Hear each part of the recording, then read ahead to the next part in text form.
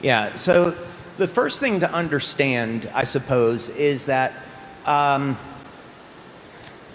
bodies are based on light as a form of communication. We have a bioelectrical system in our body, which is all based on math and geometry.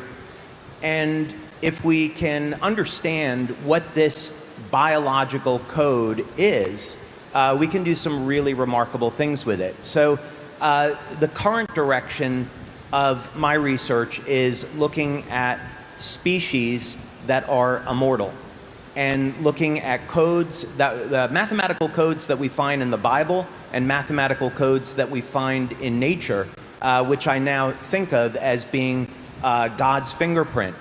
And we can use this information to support the body's natural healing systems in ways that haven't been available before.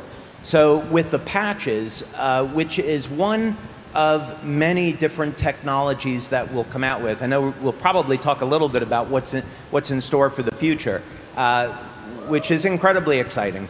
But on the patches, because this is our foundational technology and our foundational products, they stimulate the skin with a blend of different wavelengths of light that are modulated to contain information.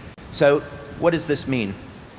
If we think of laser communications, which have been around for many, many decades now, and that's how fiber optics work. We're going to take a laser, we modulate the light to contain information, and then at the receiving end, that light is unpacked and decoded, and now we can hear voice or see video.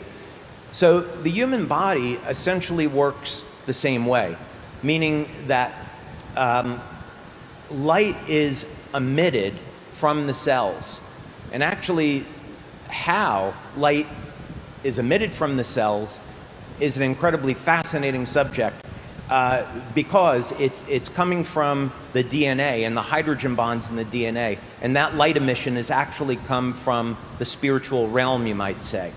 But what this all means is that in the thousands and thousands of different biochemical reactions that are occurring at any one time, there are pulses of coherent laser-like light that is emitted from the DNA, emitted from the cells, and this orchestrates and initiates the changing biochemical environment in the cell. So what this means is that now, through normal course of aging, our glutathione or our copper peptide levels would decrease.